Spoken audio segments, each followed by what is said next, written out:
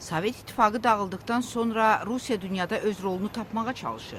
Rusiya prezidenti Dmitri Medvedev iqtisadiyyatın müxtəlif sahələrində inkişaflar əldə etmək istəyir. Stefan Sestanoviç Xarici Əlaqələr Şurasının Rusiya üzrə mütəxəssisidir.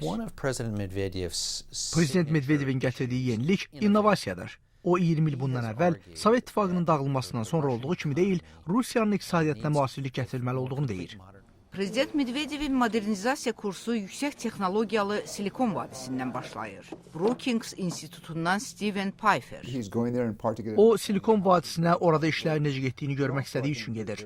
Həmçinin orada Medvedev Rusiyanın investisiya açığı olduğunu çatdıracaq. Prezident Medvedev Rusiyanın Silikon vadisini Moskva yaxınlığında yaratmaq istəyir.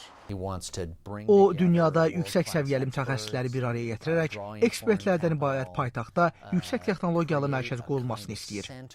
Lakin iqtisadçı Kis Krein Rusiya prezidentinin belə bir addım atmaqla itkilər verəcəyini deyir.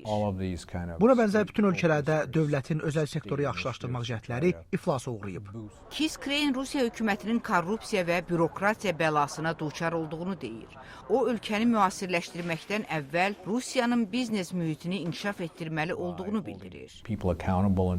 İnsanları cavabdeh tutmaqla, korrupsiyanı məmurları işdən azad etməklə böyük nailiyyətlər əldə etmək olar.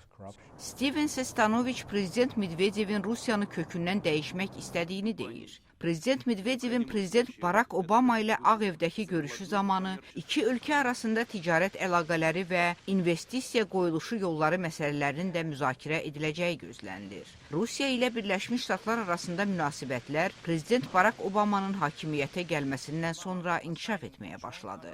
Lakin keçən il Birləşmiş Ştatlar və Rusiya bir mövqedən çıxış edərək BMT-nin İrana qarşı irəli sürdüyü sanksiyalara səs verdilər.